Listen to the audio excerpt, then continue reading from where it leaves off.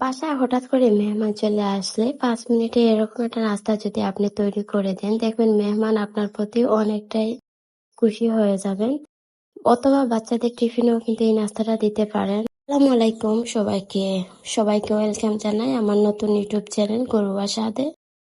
তো আশা করি এই মুহূর্তে যে যেখান থেকে আমার সাথে যুক্ত আছেন সবাই খুব বেশি ভালো আছেন। আপনাদের দোয়ায় ভালোবাসা আমিও ভালো আছি। তো আমি এর আগের দিন একটা নাস্তা তৈরি করেছিলাম, সেটা আপনাদের সাথে শেয়ার করেছি। তো সেখান থেকে যে ডিমের ফর্মটা আমি তৈরি করেছিলাম, সেখান থেকে আমার কিছুটা ডিমের ফর্মটা এক্সট্রা রয়ে গেছে। তো ভাবলাম সেটা দিয়ে আমি একটা নাস্তা তৈরি করি। তো আজকে আমি সেটাই আপনাদের সাথে শেয়ার করব। তো সেই ডিমের ফর্মে অল্প পরিমাণে আমি চিনি দিয়েছি যাতে এটা মিঠা হয়, মানে একটা টেস্ট ভালো আসে। তো চিনি দিয়ে একটু গুঁড়াগুঁড়ি করে নিলাম। এখন আমি একটা কড়াই বসিয়ে আমি কিন্তু অল্প পরিমাণে তেল দিয়ে দেব।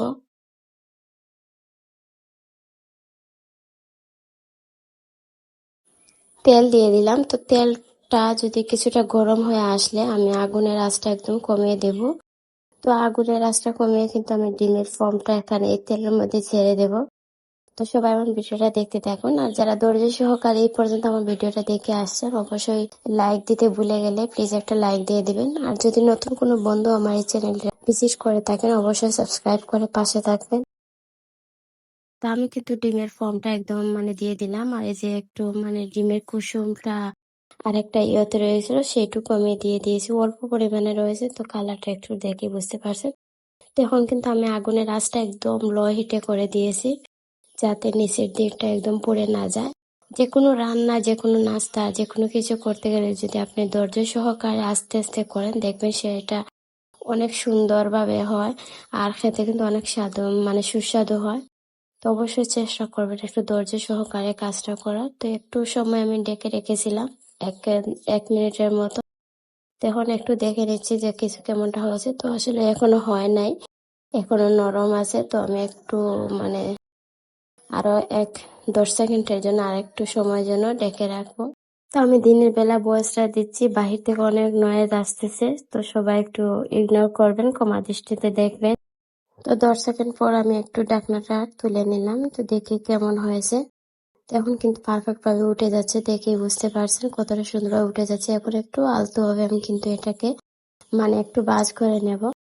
তো এই নাস্তাটা এত সহজভাবে যে তৈরি করা যায় আর এত খেতে যে এত সুস্বাদু, আসলে আপনি এটা তৈরি না করলে বুঝতেই পারবেন না। আর যদি এই নাস্তাটা আপনি বাচ্চাদের টিফিনে অথবা সকালে বিকালে নাস্তায় আপনি বাচ্চাদের দেন, দেখবেন বাচ্চারা অনেক খুশি হবে।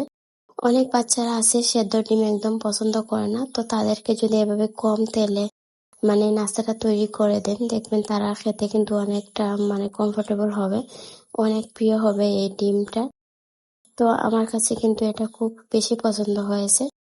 তো চাইলে আপনারাও কিন্তু বাসায় এটা ট্রাই করতে পারেন। আপনার বাচ্চা বা আপনার প্রিয়জনদেরকে যেভাবে একটা ডিমের অমলেট তৈরি করে খাওয়ান বা এই নাস্তাটা, দেখবেন তারা অনেক খুশি হবে।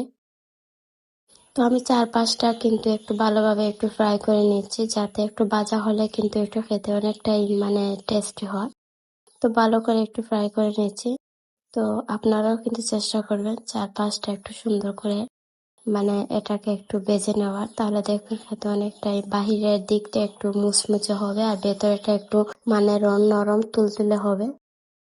তো ডিম সুন্দরী পিঠা তৈরি করতে গেলে কিন্তু অনেকটা উপকরণ লাগে, বা অন্যান্য নাস্তা, কিন্তু এই নাস্তাটা তৈরি করতে কিচ্ছু লাগে না, একদম অল্প পরিমাণে 1 চিমটি লবণ বা চিনি দিলেন আর আপনার ডিম দিয়ে কিন্তু এই নাস্তাটা তৈরি হয়ে যায়।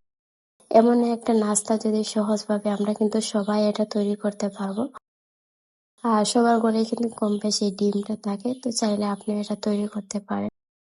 তো এটা কিন্তু পারফেক্ট ভাবে একদম রেডি হয়ে গেছে, এখন আমি এটা তুলে নিচ্ছি। তো আপনারা দেখেই বুঝতে পারছেন কতটা লোভনীয় হয়েছে। তো এই যে একটা আমি পরিবেশন করে নিচ্ছি। এখন আমি আপনাদেরকে একটা চাকু দিয়ে কেটে দেখাচ্ছি কতটা খেতে সুস্বাদু হয়েছে। এটা কিন্তু না খেলে আপনি বুঝতে পারবেন না। তো এখানে যেহেতু ডিমের ফর্মটা অল্প ছিল এই জন্য একটু ছোট হয়েছে। আপনি চাইলে কিন্তু 2-3টা ডিমের ফর্ম দিয়ে এটা তৈরি করে নিতে পারেন। তো আজকের মতো আমার ভিডিওটা এখানে শেষ করে দেব। সবাই আমার পাশে থাকবেন, ভালোবাসা নিয়ে সবার জন্য দোয়া রইল। সবাইকে বিদায় জানিয়ে আজকের মতো ভিডিওটা শেষ করে দেব। সবাই ভালো থাকবেন, সুস্থ থাকবেন। আল্লাহ হাফেজ। আসসালামু আলাইকুম।